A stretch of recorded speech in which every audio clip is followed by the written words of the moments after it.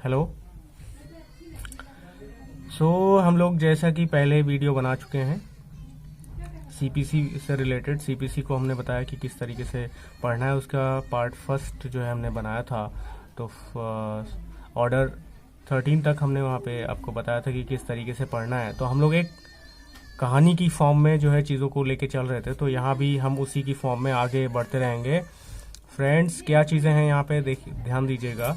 आप लोग, मैंने बताया था कि सपोज करो आप लोग कोर्ट में हैं और किस तरीके से आप लोग अपना काम करते हैं। Because you are a lawyer, तो आप किस तरीके से अपना काम करेंगे और कौन कौन ऑर्डर कैसे मतलब चलता है, तो वो पूरा जो है एक सीक्वेंसिंग यहाँ पे बताई गई है। तो ऑर्डर आपको अगर नहीं पता है तो कहानी आप जो है हमारा पार्ट 1 आप देख लीजिए, वहाँ पे सीपीसी जो है वहाँ पे हमने बताया हुआ है। नेक्स्ट हम लोग यहाँ से ऑर्डर 14 से कवर करते हैं। जब हम लोग सारी चीज़ें हो जाती हैं, हमारे पास जो है हमारे पास पार्टी व सूट पता होती है हमें कि ऑर्डर फर्स्ट में हमें पता हो गया पार्टी व सूट के बारे में। ऑर्डर 2 में हमने सूट को फ्रेम किया, इस तरीके से फ्रेम किया कि ऑर्डर 3 में जो है वहाँ पे एक ऑप्शन हमने बताया था कि अगर जब हमारा सूट फ्रेम हो जाता है तो वहाँ पे क्या चीज़ें होती हैं कि वहाँ पे जो है एक चीज़ ये होती है फ्रेंड कि आप लोग ध्यान रखिएगा कि एजेंट या रिकॉग्नाइज प्लीडर जो होता है उसके लिए मतलब कभी कभी आप ना जाएं कोर्ट में तो वो लोग वहाँ पे होते हैं। तो ऑर्डर 3 उसकी बात करता है बेसिकली, लेकिन उस पर ज़्यादा इंपॉर्टेंट नहीं है। लेकिन हम आगे अपनी बात को बढ़ाएं तो ऑर्डर 4 में हमने बताया था कि अब जो ऐसे ही हमारे पास जो है सूट फ्रेम हो गया तो हम इंस्टीट्यूशन के लिए अप्लाई करेंगे, कोर्ट में भेजेंगे, मतलब उसको कैसे दाखिल करेंगे। तो ऑर्डर जो है 4 वहाँ पे हो गया था। ऑर्डर 5 में हमने फिर कहा था कि जैसे ही कोर्ट एडमिट कर लेता है तो समन जाते हैं पार्टी के पास, जो है जो डिफेंडेंट होता है उसके पास समन जाते हैं। और अब एक बात है ऑर्डर 6 में जो बताई गई है प्लीडिंग के रूप में। प्लीडिंग क्या है? प्लीडिंग 2 तरीके से हमारी होती है। एक तो प्लेंट की फॉर्म में होती है, अगर आप प्लेंटिफ हैं तो आप प्लेंट की तरीके से प्लीडिंग करेंगे, अगर वो आप डिफेंडेंट हैं तो आप रिटन स्टेटमेंट फाइल करेंगे। तो ऑर्डर 6 जो है वो प्लीडिंग की बात करता है। उसके बाद जो है सीक्वेंसिंग ऑर्डर है कि प्लीडिंग अगर प्लेंटिफ है तो ऑर्डर 7 लगेगा प्लेंट के हिसाब से, और अगर आप डिफेंडेंट हैं तो आपका ऑर्डर 8 लगेगा रिटन स्टेटमेंट के साथ में। ऑर्डर 9 में जैसे ही ये सारी चीज़ें हो जाती हैं तो अपेरेंस नॉन अपेरेंस के लिए डेट दी जाती है, तो कोर्ट जो है डेट देता है और पार्टीज वहाँ पे ऑर्डर 9 में आती हैं और अपना अपेरेंस नॉन अपेरेंस होता है वहाँ पे, तो वो ऑर्डर 9 में आता था। ऑर्डर 10 में क्या बताया था कि जहाँ पे जैसे ही सारी चीज़ें हो गई तो वहाँ पे स्टार्ट होता है, एक चीज़ होती है क्या कि पार्टीज का जो है एग्जामिनेशन होता है। एग्जामिनेशन ऑफ पार्टीज वहाँ पे ज़रूरी होता है क्योंकि एग्जामिनेशन बहुत ज़रूरी है। तो ऑर्डर 10 में आ जाएगा जैसे एग्जामिनेशन होता है, क्योंकि अब कोर्ट में प्रोसेस जो शुरू हुई है एग्जामिनेशन ऑफ पार्टीज। ऑर्डर 11 में अगर बात करते हैं तो एग्जामिनेशन में किस तरीके से होता है, क्वेश्चन एंड आंसर फॉर्म में, जिसको हम इंटरोगेटरीज बोलते हैं। तो ऑर्डर 11 में हमको इंटरोगेटरीज मिलती हैं। ऑर्डर 12 में अगर देखें फिर जो है जो भी उन्होंने बताया, कहा और लिखा उसको एडमिशन बोलते हैं, एडमिट कर लिया जाता है ऑर्डर 12 में। ऑर्डर 13 में फिर जो है जो डॉक्यूमेंट होते हैं उनको अपने पास रख लिया जाता है, बाकी जो इंपॉर्टेंट नहीं होता उसको रिटर्न कर दिया जाता है। तो वहाँ पे ऑर्डर 13 था। अब ऑर्डर 14 में हम लोग बात करेंगे, ये सारी चीजें हो गई। तो अब जो है सूट को फ्रेम कैसे करना है, यानी कि चार्जेस जैसे फ्रेम होते हैं वहाँ पे क्रिमिनल केस में अगर देखें, लेकिन यहाँ पे क्या होता है फ्रेमिंग ऑफ इश्यूज होते हैं। यहाँ पे क्या होता है, तो ऑर्डर, आई होप कि आप लोग देख पा रहे होंगे, ऑर्डर आपका जो है यहाँ पे आपका क्या हो जाएगा 14। ऑर्डर 14 में क्या है कि सूट को जो है फ्रेम करना है, यानी कि इश्यूज को फ्रेम करना है, इश्यूज की फ्रेमिंग हुई। तो ये आपका आ गया है कोर्ट का प्रोसेस, फ्रेमिंग ऑफ इश्यूज। अब ऑर्डर जो है आगे की बात करते हैं, अगर हम लोग ऑर्डर 15 की बात करते हैं तो जनरली जब जो फ्रेमिंग ऑफ इश्यूज होता है उसको फर्स्ट हेयरिंग ही कहते हैं। यहाँ पे फर्स्ट हेयरिंग में जो है सारी चीजें स्टार्ट हो जाती हैं, तो इसको फ्रेमिंग ऑफ इश्यूज यहाँ पे होता है। और यहीं पे इसीलिए ऑर्डर जो है आपका 15 कहा जाता है डिस्पोजल ऑफ द सूट कहा जाता है। क्या कहा जाता है कि सूट को जो है यहाँ पे डिस्पोज कर देना है, डिस्पोजल ऑफ सूट जो आपने फाइल किया है, इसीलिए इसको जो है फर्स्ट हियरिंग भी कहा जाता है। लेकिन चूंकि और सारी चीजें रह जाती हैं और भी फॉर्मेलिटीज होती हैं, इसलिए यहाँ पे वाइंड अप नहीं होता है डिस्पोजल ऑफ सूट। फाइनली जो है हमें आगे बढ़ना पड़ता है। वो कौन सा यहाँ पे आता है ऑर्डर 16 आपका आ जाता है। तो यहाँ पे क्लियर रहिएगा आप लोग, चूंकि वहां पे कुछ विटनेसेस की जरूरत होती है, इसलिए एक तो समन वहां पे हो गए जो आपके 5 में है, तो वहां पे विटनेस को डिफेंडेंट को समन जाते हैं। लेकिन अगर यहाँ पे अभी विटनेसेस की भी तो जरूरत पड़ेगी ना आगे चल के, जैसे डिस्पोजल ऑफ सूट पे हम पहुंच गए हैं तो वहां पे अगर सपोज करो अभी कुछ चीजें बाकी रह गई, सपोज करो विटनेसेस का रह गया, तो वहां पे समनिंग जो है की जाएगी। समनिंग किस लिए? क्योंकि अटेंडेंस ऑफ विटनेस रिक्वायर्ड होता है, तो ऐसे तो किसी को बुलाया नहीं जाएगा, तो समन को भी विटनेस जाता है, तो यहाँ पे summoning of witness, summoning for attendance of witnesses, तो ये भी याद रखेगा, समनिंग की जाती है यहाँ पे,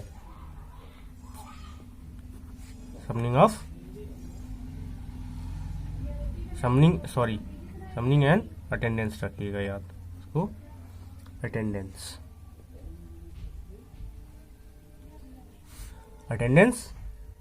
किसकी? अटेंडेंस ऑफ विटनेसेस की, सिंपल है, तो ये भी आपको याद हो गया। आप लोग इसको अगर बार बार रिपीट करेंगे ना तो आपका क्लियर हो जाएगा, मैं आई श्योर कि आप लोग बहुत आसानी से कर लेंगे क्योंकि बहुत इजी है। ऑर्डर 17 की अगर एक और यहाँ पे एक चीज है, ऑर्डर 16A भी है, चूंकि कभी कभी क्या होता है, ये प्रोविजन इसलिए आया, कभी कभी जो बंदा होता है वो प्रिजन में होता है, उसकी भी अटेंडेंस, मान लिया विटनेस वही है, मान लिया बंदा है वो प्रिजन में है, कस्टडी में है, तो फिर क्या है, वहां पे कैसे उसको बुलाया जाएगा, तो इसलिए यहाँ पे लाया गया इसको भी जो है, attendance of witness in prison, तो यहाँ पे भी समन हो सकता है, जा सकता है उसको, अटेंडेंस ऑफ विटनेस जो कि प्रिजन में है, ये भी याद रखिएगा, जो कि प्रिजन में है, कैद में है ना, तो उसको भी जाने के लिए यहाँ पे लिया गया। तो ये जो है, जो ऑर्डर 16 और आपका जो 16A है, ये विटनेसेस की बात करता है। एक वो विटनेस जो जनरल विटनेस होते हैं, एक वो विटनेस जो कि जो है आपके कहाँ पे होते हैं, प्रिजन में होते हैं, उनकी बात करता है। अब अगर हम बात करते हैं ऑर्डर, जाहिर सी बात है कभी कभी इनके लिए क्या होता है, प्रिजन में कोई बंदा है तो तुरंत तो आ ही नहीं जाएगा, तो यहाँ पे एडजमेंट मिल जाता है। क्या है? एडजमेंट मतलब तारीख मिल जाती है, एडजर्न कर देती है कोर्ट की, नेक्स्ट हियरिंग पे हम लोग देखेंगे। अब ये बंदा सपोज करो आ गया, तो हम लोग आगे बढ़ जाते हैं, ऑर्डर 18 में आ जाते हैं। ऑर्डर 18 में जैसे ही पहुंचे, अब यहाँ पे ये बंदे सारे आ गए, तो हियरिंग ऑफ सूट स्टार्ट होता है, हियरिंग ऑफ सूट, एक बार फिर हियरिंग ऑफ सूट, ठीक है, इसको हियरिंग ऑफ सूट यहाँ पे आ जाती है। तो जैसे ही यहाँ पे हुआ, तो हियरिंग ऑफ सूट ऐसे तो नहीं होगा, क्योंकि अगर आप कोई बंदे हैं, विटनेसेस हैं, जो भी हैं, तो आप क्या करेंगे, ऐसे तो आप गवाही देंगे नहीं, तो आप जो है जो भी हियरिंग होगी वो एफिडेविट की फॉर्म में होती है। क्या होती है? एफिडेविट आप लगाएंगे, एफिडेविट आप जो है लगाएंगे, देंगे ना, एफिडेविट की जरूरत होती है, ये याद रखिएगा। फिर ऑर्डर जो है हम लोग कहाँ पे बढ़ जाते हैं, ऑर्डर 20 में आ जाते हैं। तो फाइनली यहाँ पे क्या है, हम लोग फाइनली पहुंच चुके हैं जजमेंट एंड डिग्री, यानी कि जो है जजमेंट एंड डिग्री आएगा, ठीक है, जजमेंट एंड डिग्री, ठीक है, ये आपका आ जाता है, जजमेंट एंड डिग्री आया। जजमेंट एंड डिग्री आपका जैसे ही क्लियर होता है, फाइनली यहाँ पे अब क्या चीजें आ जाती हैं, जजमेंट एंड डिग्री के बाद जो भी चीजें बचती हैं वो आपका, जैसे सपोज करो कॉस्ट होती है, तो कॉस्ट जो है ऑर्डर का इंतजाम किया गया है 20A में, जो है यहाँ पे कॉस्ट लगाई जाती है, यही सी बात है, यहाँ पे जो भी कॉस्ट होती है वो यहाँ पे लिखी जाती है। फाइनली जो है आपका क्या हो जाता है, जो भी जजमेंट आया है उसका क्या होगा, एग्जीक्यूशन हो जाएगा ना, एग्जीक्यूशन ऑफ डिक्री, ठीक है, ये चीज ध्यान रखिएगा। एग्जीक्यूशन ऑफ डिक्री जो है ये इंपॉर्टेंट है, एग्जीक्यूशन ऑफ डिक्री यहाँ पे हो जाती है। अब क्या बात आती है, यहाँ पे क्या चीजें आती हैं, तो हमने क्या क्या सीक्वेंसिंग समझ पा रहे हैं आप, एक बार इसको रिपीट करिएगा तो आप लोग क्लियर हो जाएगा कि जैसे ही आप जो है, जैसे ही रिटर्न हो जाते हैं तो फिर इश्यूज फ्रेम होने लगते हैं, इश्यूज फ्रेम होते हैं तो डिस्पोजल की तरफ मामला बढ़ जाता है, डिस्पोजल ऑफ सूट की तरफ। डिस्पोजल ऑफ सूट में क्या होता है कि ऐसे ही तो डिस्पोजल हो नहीं जाएगा, वहां पे समन किया जाता है, जो भी विटनेसेस रह गए हैं उनको समन किया जाएगा। अगर कोई बंदा प्रिजन में है तो वहां भी उसको समन अटेंडेंस रिक्वायर्ड है उसकी, तो उसके लिए क्या है कि उसकी टाइम पीरियड चाहिए, तो उसके लिए एडजमेंट हमें करना पड़ेगा, तो एडजमेंट हो गया। अब जो है जैसे ही एडजमेंट हुआ, अगली तारीख पे आए तो हियरिंग ऑफ सूट स्टार्ट हो गया। अब हियरिंग ऑफ सूट में क्या होता है कि जो भी बंदे की बातें रिकॉर्ड की जाती हैं वो एफिडेविट के फॉर्म में रहती हैं, ठीक है। तो फाइनली कोर्ट जो है ये सब लेकर के जजमेंट एंड डिक्री दे देता है, और उसके बाद जो भी कॉस्ट पे करनी होती है वो वहां पे हो जाती है। फाइनली जो है एग्जीक्यूशन के लिए चला जाता है। तो एक तरीके से देखा जाए तो यहाँ पे ये आपका कुछ चीजें कंप्लीट हो जाती हैं। आगे का जो नेक्स्ट पोर्शन है, यानी कि 22 से लेकर के और नेक्स्ट जो प्रोविजंस ऑर्डर्स हैं, उसमें आपको ज्यादा करने की जरूरत नहीं, लेकिन मैं आपको तब भी सीक्वेंस बताऊंगा ताकि आपका ये जो ऑर्डर है ये अगर आपके दिमाग में रह गए तो मोस्टली चीजें आप ऐसे क्लियर कर लेंगे, क्योंकि जब कोई रूल आता है तो ज्यादातर इस मार्जिन नोट से रिलेट कर रहा होता है।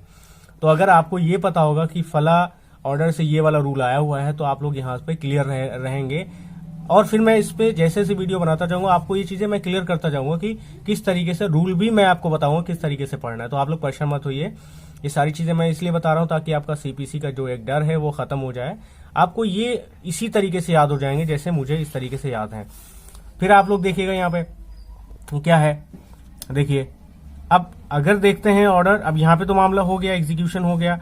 भाई सपोज करो कोई और चीजें हो जाती हैं। अब मान लिया किसी बंदे का क्या हो गया, मान लिया सूट चल रहा है और सूट के बीच में कुछ सब्सिडी चीजें होती हैं, जैसे कि सपोज करो कोई डेथ हो गई या किसी ने मैरिज कर लिया तो उस पर सूट का क्या इफेक्ट पड़ता है, वो सारी चीजें आती हैं। या कोई बंदा इंसॉल्वेंट हो गया, पैसे ही नहीं है, कॉस्ट देनी है, तो एग्जीक्यूशन उसमें कैसे होगा। मान लिया एग्जीक्यूशन कराने के डेथ हो गई बंदे की, मैं इससे सिर्फ रिलेट कर रहा हूँ आपको याद रखने के लिए, ये यहां से होगा नहीं लेकिन मैं आपको इससे रिलेट कर रहा हूं। मान लिया एग्जीक्यूशन करने गए तो किसी बंदे की क्या हो गई, वहां पे डेथ कर ली, उसमें पैसा खर्चा हो गया, या वो बंदा ही नहीं रहा, मैरिज कर ली उसमें सारा पैसा खर्चा हो गया, या बंदा इंसॉल्वेंट हुआ, कंपनी से रिलेटेड कोई मैटर है तो इंसॉल्वेंसी हो गई वहां पे, तो ये भी चीजें हो सकती हैं। तो यहाँ पे इसीलिए 22 बात करता है किसकी, ऑर्डर 22 किस चीज की बात करता है भाई, डेथ हो गई है ना, या फिर मैरिज कर ली, मैंने बताया ना मैरिज हो गई,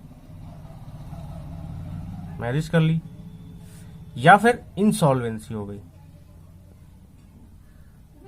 ठीक, ये 3 चीजें वर्ड याद रखिएगा। तो इसमें सूट का क्या इफेक्ट होगा आप लोग जब पढ़ेंगे तो वो आपका वहां से क्लियर हो जाएगा। इसको बताऊंगा मैं तो और आसानी से क्लियर हो जाएगा, अभी सिर्फ हमें रिलेट करना है। ऑर्डर 23 की बात करें, जैसे ही हमने देखा कि एग्जीक्यूशन हो नहीं पा रहा है क्योंकि डेथ हो गई बंदे की या शादी हो गई तो पैसे खर्च हो गए, इंसॉल्वेंसी हो गई मतलब कोई कंपनी थी तो उसमें कैसे एग्जीक्यूशन होगा, तो क्या करना पड़ेगा हमें कि कुछ ले दे करके बस थोड़े बहुत जो कुछ है रफा दफा करें, तो हमें क्या करना पड़ेगा, विड्रॉ करना पड़ेगा। क्या बात है, अगला इसीलिए बात करता है विड्रॉल। बिल्कुल सीक्वेंसिंग है, घबराइए नहीं, बिल्कुल आपका आराम से हो जाएगा। विड्रॉल है ना, विड्रॉल होगा एंड एडजस्टमेंट करना पड़ेगा हमें, भाई जाहिर सी बात है एडजस्टमेंट ही होता है, तो याद रहेगा आपको एडजस्टमेंट ऑफ सूट है ना। अब ये जो विड्रॉल होगा, एडजस्टमेंट होगा, ये क्या ऐसे ही हो जाएगा भाई, कोर्ट को क्या पता। तो ये जो है कहां पे होगा जाके, जो भी पेमेंट वगैरह होगा ये आपका 24 में जाएगा। ये कहां पे होगा, ये आपको जमा करना है पेमेंट इन कोर्ट। कहां करना है, पेमेंट इन कोर्ट। ओके, फिर हम लोग बात कर लेते हैं ऑर्डर 25 की। तो ये जो पेमेंट होगा उसको हम लोग किस फॉर्म में रखेंगे, क्योंकि डेथ हुई, विड्रॉल हुआ, सारी चीजें फिलहाल के लिए छोड़ा जाता है, तो उसमें सिक्योरिटी फॉर कॉस्ट बोलते हैं। क्या बोलते हैं उसे, सिक्योरिटी फॉर कॉस्ट। तो इस तरीके से इस पेमेंट को क्या बोलेंगे, सिक्योरिटी फॉर कॉस्ट है ना, कॉस्ट तो नहीं लेकिन सिक्योरिटी आप दीजिए, इतना काफी है। ऑर्डर अब क्या होगा, इसके लिए जो है आपके लिए क्या बनाए जाएंगे, कमीशंस बनाए जाएंगे। कोर्ट क्या बनाएगी, कमीशंस। कि ये बात सही है या नहीं सही है, तो यहां पे जो है कमीशंस बनते हैं ये सारी चीजें। तो कमीशन आपका जो है 26 में है। आई होप कि आप लोगों को समझ में आ रहा होगा मैं क्या कहना चाह रहा हूं। अब जो बातें बीच में आती यहां पे हमारी बात लगभग समाप्त होने लगती है। अब सूट जो है मैं इसको यहां से थोड़ा सा मॉडिफाई कर रहा हूं, इस बात को थोड़ा सा चेंज करने के लिए ताकि आपको याद हो जाए। अब हम एक वर्ड लिखते हैं सूट। क्या लिखते हैं, सूट। अब सूट जो है यहां पे हमें पता करना पड़ेगा कि किसके फेवर में होता है और किसके अगेंस्ट में हो सकता है। तो कुछ यहाँ पे ऑर्डर्स जो बात करते हैं कि वो सूट जो है किसके अगेंस्ट में हो सकता है, यानी कि फेवर की बात करेंगे और अगेंस्ट की बात करेंगे। इस लहजे से आपको याद हो जाएगा, यानी कि जैसे ही आप 26 पे पहुंचते हैं, 26 से ही आप स्विच कर जाइएगा सूट पे। सूट पे आप स्विच कर, सूट तो पूरी सीपीसी में कहीं डिफाइन नहीं है, लेकिन किसके अगेंस्ट में सूट होता है, तो ये कुछ यहाँ पे स्पेसिफिक कैटेगरीज दी गई हैं, किसके अगेंस्ट में होता है, किसके फेवर में सूट हो सकता है। तो जैसे कि आपका देख लेते हैं पहला सूट 27। तो यहाँ पे सूट ही है, आएंगे, आपको बहुत आसानी हो जाएगी आपको समझने में। आप जो है या फिर जो है कोई भी बंदा, ये देखिए सूट अगेंस्ट या फेवर, देखिए एक तो गवर्नमेंट के अगेंस्ट या फेवर, याद रखिएगा गवर्नमेंट के, पब्लिक ऑफिसर के, या कोई बंदा जो पब्लिक कैपेसिटी में काम कर रहा है, पब्लिक ऑफिसर्स हैं, है ना, इनके अगेंस्ट में। फिर जैसे ही आप बात करेंगे ऑर्डर 28 में, तो यहाँ पे सूट किससे रिलेटेड, तो आपको याद रखना है, या गवर्नमेंट के अगेंस्ट में कर सकते हैं। ये कुछ चीजें हैं बहुत आसानी से याद होंगे, अगर एक दो बार देखेंगे आपको क्लियर हो जाएगा। अब सूट जो है वो क्या क्या इन्वॉल्व करते हैं, यहाँ पे एक सूट थोड़ी सी इन्वॉल्वमेंट की बात आई है। तो यहां पे जो है सूट क्या इन्वॉल्व करते हैं, कॉन्स्टिट्यूशनल वैलिडिटी से रिलेटेड बात आती है, कॉन्स्टिट्यूशन और validity of any statutory instrument. तो सबस्टेंशियल क्वेश्चन ऑफ लॉ का क्वेश्चन यहां पे आता है, सबस्टेंशियल क्वेश्चन ऑफ लॉ, ये आप लोग याद रखिएगा।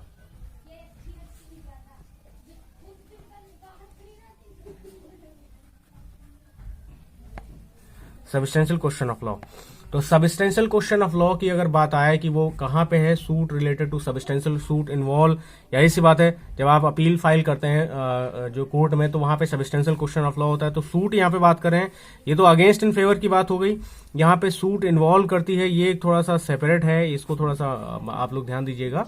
मैं अभी इसको हटा रहा हूं यहाँ से बीच से, तो ये थोड़ा सा आप सेपरेटली इसको पढ़ लीजिएगा तो आपका क्लियर हो जाएगा। यहाँ से ये आपका 27A में है, ठीक है, 27A में है, ये आप लोग याद रखिएगा। सॉरी, यहाँ पे अमेंडेड है ये कि सूट इन्वॉल्व क्या करती है, इसलिए यहाँ पे लिखा गया था, ठीक है, 27A में। तो सूट ये सबस्टेंशियल क्वेश्चन ऑफ लॉ है।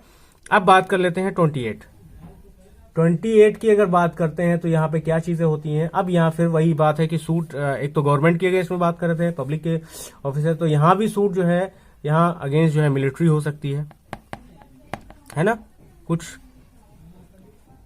नावल हो सकती है, नेवल मैन, है ना, और एयरमैन, तीनों आ गई यहाँ पे। ये बड़े बड़े ऑर्गेनाइजेशन है, तो गवर्नमेंट की बात कर रहे थे, इनके अगेंस्ट ऑफ फेवर में हो सकती है, मिलिट्री है, नावल है, मतलब तीनों सेना जो भी है वो यहाँ पे आ जाएंगे। 29 की अगर बात करेंगे, यहाँ पे जो है कॉरपोरेशन के अगेंस्ट में, किसके अगेंस्ट में, कॉरपोरेशन। तो ये वाला आप जो है इसको थोड़ा सा हटा के पढ़ लीजिएगा तो आप लोगों को क्लियर हो जाएगा कि 27 में हम लोग बात करेंगे सूट अगेंस्ट या फेवर गवर्नमेंट, फिर जो है 28 में सूट ये जितने भी हमारी सेनाएं हैं उनके अगेंस्ट में। 29 में अगर बात करें तो कॉरपोरेशन, क्योंकि कंपनी भी होती है, उनसे रिलेटेड बात आ जाती है यहाँ पे, तो ये यहाँ पे हो जाएगा।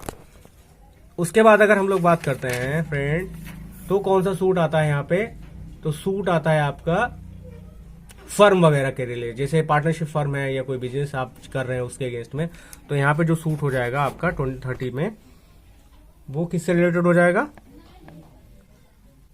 फर्म के, ठीक है, अगेंस्ट या फेवर, पार्टनरशिप फर्म है या कोई आप बिजनेस कैरी ऑन कर रहे हैं उसके रिलेटेड है, तो वहां भी आपका हो सकता है। फिर हम लोग आगे बढ़ जाते हैं, तो वहां पे जो देखते हैं कि जैसे ट्रस्टी वगैरह हमारे रहते हैं, है ना, एग्जीक्यूटर हम अपॉइंट करते हैं, एडमिनिस्ट्रेटर अपॉइंट करते हैं, तो वहां पे भी सूट जो है यहाँ पे सूट इनके अगेंस्ट में भी हो सकता है। तो यहाँ पे 31 में किससे है, रिलेटिंग टू या अगेंस्ट किससे, एक तो ट्रस्टी, आपका ट्रस्टी जो भी हैं, एग्जीक्यूटर हैं, है ना, या फिर एडमिनिस्ट्रेटर हैं। 32 की अगर बात आती है, अब यहाँ पे एक इंपॉर्टेंट पॉइंट आ गया, अब ये आपका माइनर से रिलेटेड सूट हो गया, किससे, माइनर किससे रिलेटेड सूट हो गया, ठीक है, माइनर रिलेटेड सूट।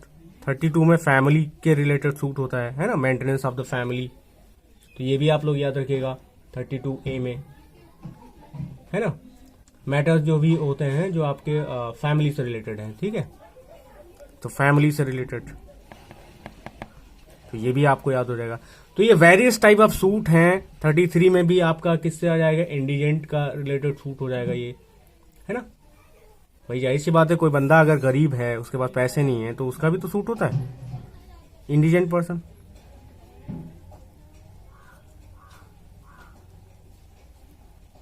तो आई होप कि आप लोगों को ये सारी चीजें समझ में आ गई होंगी कि हमें जो है 27 से स्विच करना है सूट से, और सूट जो है मैं इस पे एक ट्रिक बना देता हूं आपको, तो आसान हो जाएगा और अच्छे से करना।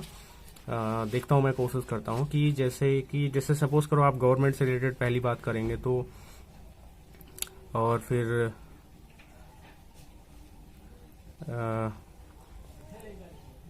इसको आप थोड़ा सा उसके मॉडिफाई कर लीजिएगा, मैं इस पर ट्रिक बाद में बनाऊंगा, अभी मैं सोच नहीं पा रहा हूँ उतने अच्छे से। बस कीवर्ड पकड़ लीजिएगा अगर आप लोग याद कर पा रहे हो तो, वैसे तो याद हो जाएगा, गवर्नमेंट है, फिर मिलिट्री आ जाती है, फिर कॉर्पोरेशन आता है, फिर फर्म वगैरह आ जाती है। कॉर्पोरेशन का नाम आएगा तो पार्टनरशिप फर्म जाहिर सी बात आएगी, फिर उसके ट्रस्टीज जो भी होते हैं वो भी आ जाएंगे। अब यहाँ पे माइनर बच्चा है वो भी आ जाएगा, फैमिली माइनर की आ जाएगी यहाँ पे, सूट और गरीब बंदा है तो उसके भी आ जाएगी, फैमिली में गरीब लोग भी होते हैं, ऐसे भी रिलेट कर सकते हैं। तो गवर्नमेंट में आपको अगर याद रखना है, देखिए गवर्नमेंट से अब मैं इसको थोड़ा सा और आसान बनाता हूँ। जैसे गवर्नमेंट से रिलेटेड अगर बात आए तो सबसे पहले खुद गवर्नमेंट, उसके बाद नेवी, नेवल जो भी है, और आपका जो है मिलिट्री है, और आपका एयरफोर्स है, इससे रिलेटेड चीजें आ जाती हैं। कंपनी में जाएंगे तो कंपनी है, जैसे फर्म है, पहले कंपनी आएगी, जैसे कॉर्पोरेशन आएगा, फिर फर्म आएगी, फिर बंदा अगर सपोज करो आप ट्रस्टी वगैरह आ जाएंगे, उसके जो होते हैं फर्म वगैरह के ट्रस्टीज हैं, एग्जीक्यूटर हैं, एडमिनिस्ट्रेटर हैं। फिर माइनर की बात आ जाएगी, माइनर आएगी तो उसकी फैमिली आएगी, फैमिली आएगी तो वहां पे गरीब लोग भी आ जाएंगे, इंडिजेंट पर्सन आ जाएंगे। तो ये आपका इस तरीके से याद रख सकते हैं। अब अगर हम लोग बात करते हैं सब्सिडरी जो ऑर्डर्स हैं, उसमें जैसे जैसे आपका जो है आपका 34 है, तो वहां पे मॉर्गेज रिलेटेड टू, जैसे जो आपका इमूवेबल प्रॉपर्टी से रिलेटेड मामला है, जैसे मैं यहाँ पे लिख दूं तो यहाँ पे भी आता है जो आपके सूट होते हैं वो आपके जो है ये इमूवेबल प्रॉपर्टी है ना, इमूवेबल प्रॉपर्टी रिलेटेड सूट। तो ऑर्डर आपका 34 हो जाएगा, है ना। ऑर्डर 35 में अगर जाएंगे तो ऑर्डर 35 में कुछ नहीं है, सिंपल है, बहुत इंपॉर्टेंट ये जो है ऑर्डर है आपका इंटरप्लीटर सूट, है ना, इंटरप्लीटर सूट।